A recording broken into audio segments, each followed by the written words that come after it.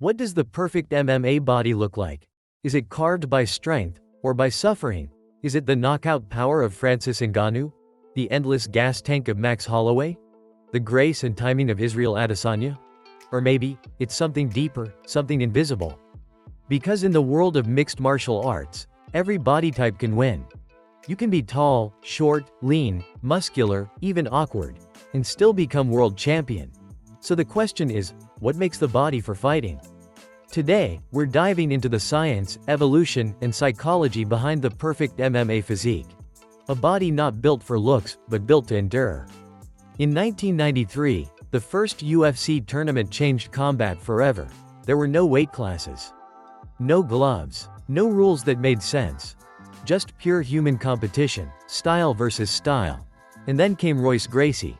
Tall, slim, 180 pounds at best. No muscles to show off. No visible intimidation. Yet he destroyed men twice his size, using leverage, technique, and calm. He proved something revolutionary. The best body in fighting isn't the biggest one. It's the one that understands itself the best.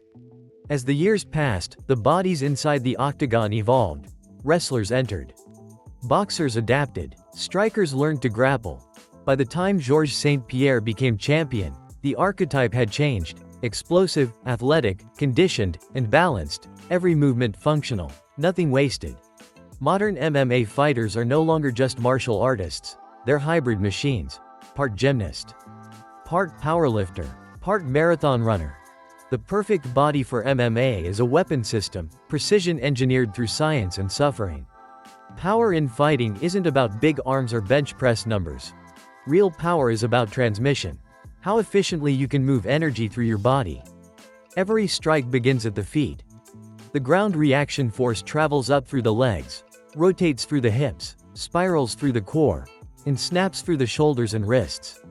That chain, the kinetic chain, is everything. Break one link, and the strike loses all its force. When you watch Ngannou's knockout, or Dan Henderson's H-bomb, you're not seeing muscles. You're seeing timing. You're seeing perfect synchronization between intent and motion. Biomechanically, the key is torque, rotational power. The glutes and obliques act as the engine. The core stabilizes the spine, transferring rotational energy without losing balance. That's why the most powerful punchers don't need to be huge. They need to be coordinated. Compact fighters like Mike Tyson or Gaethje demonstrate this principle perfectly. Every movement is coiled energy. Their muscles aren't for show, they're springs, storing and releasing energy in microseconds. If you wanted to build that kind of body, you'd focus on hip rotation, posterior chain development, and mobility, not bodybuilding. Because in fighting, power doesn't come from muscle size, it comes from efficiency. Speed in MMA isn't just about moving fast, it's about seeing fast. True speed is a marriage between reaction time, prediction, and precision. A punch that you don't see is the one that knocks you out. That's why fighters like Adesanya or Demetrius Johnson look like they're operating on a different timeline. They don't just react, they anticipate. Neurologically, elite fighters train their nervous system as much as their muscles. Drills that link vision, balance, and micro-adjustments improve what scientists call neural latency, the delay between seeing and acting. A perfect MMA body doesn't just move fast, it processes fast. Every neuron becomes part of the weapon system. If power is the bullet, cardio is the gunpowder. Without it, nothing fires. In MMA, fatigue is the silent killer. It doesn't come all at once. It builds, second by second, until your limbs feel like lead. Your brain slows down, your timing slips, your instincts fade. That's why cardio, real fight cardio, is different from running a marathon or lifting weights. It's chaos endurance. Explosive bursts mixed with controlled breathing, constant transitions, and sudden scrambles. The human body relies on two main energy systems: aerobic, for endurance, using oxygen, and anaerobic, for short bursts, using stored energy. The perfect fighter blends both. Too aerobic, and you lose power. Too anaerobic, and you gas out. It's the balance between fury and control. Max Holloway, Nate Diaz, Volkanovski. These are cardio machines. Their heart rates drop between rounds faster than most people's after a jog.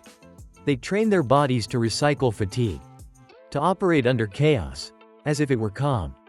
To build that kind of engine, the perfect MMA body uses everything: intervals, altitude training, sparring under fatigue, and breathing control. Because in MMA, it's not the strongest who wins.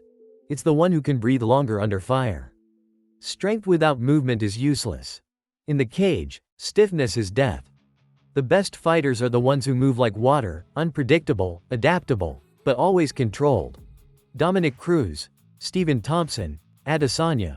They flow, not force. Their secret isn't flexibility for its own sake, it's functional mobility.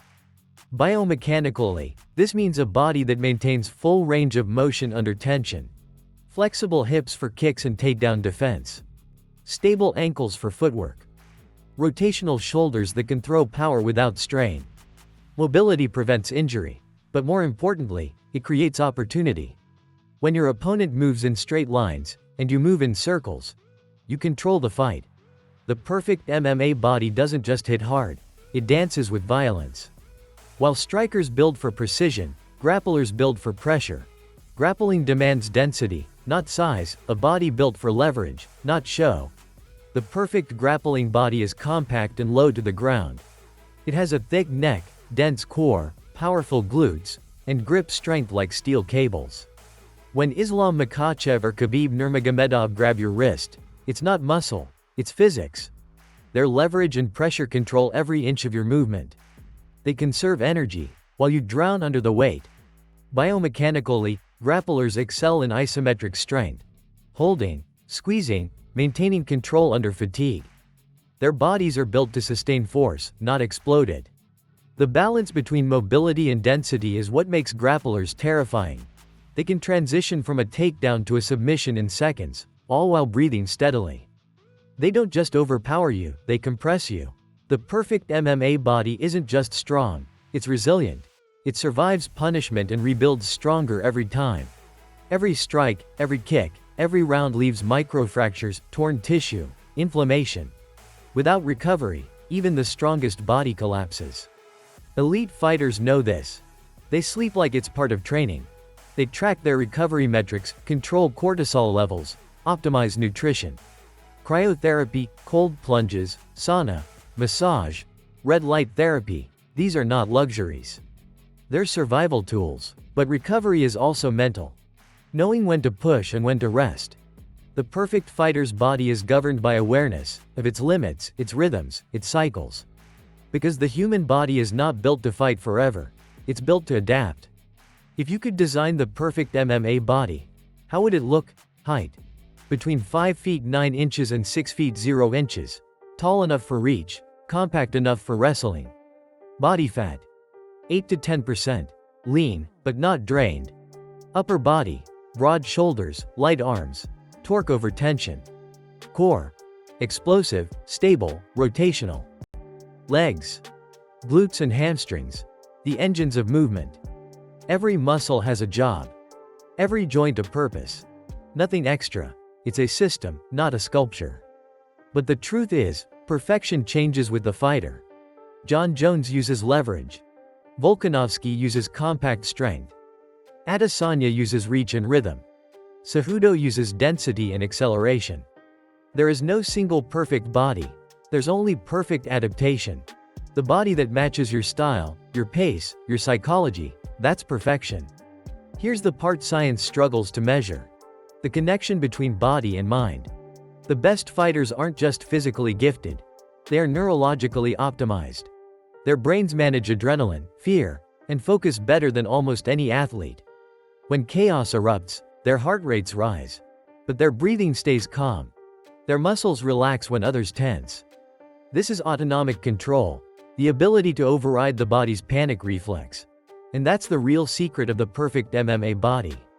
It's not the abs, or the speed, or the strength.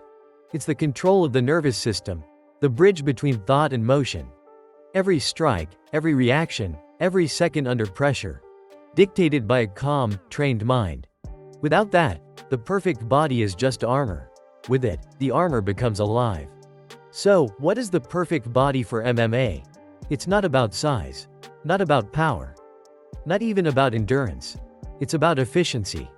Every ounce of energy with purpose. Every motion flowing from intent. The perfect body isn't born. It's forged, through repetition, failure, pain, and adaptation. Bruce Lee once said, "Absorb what is useful, discard what is useless, and add what is uniquely your own." That's the philosophy behind the perfect fighter's body. It isn't universal. It's personal. The perfect MMA body isn't beautiful in the mirror. It's beautiful in motion. In its ability to survive chaos and impose order.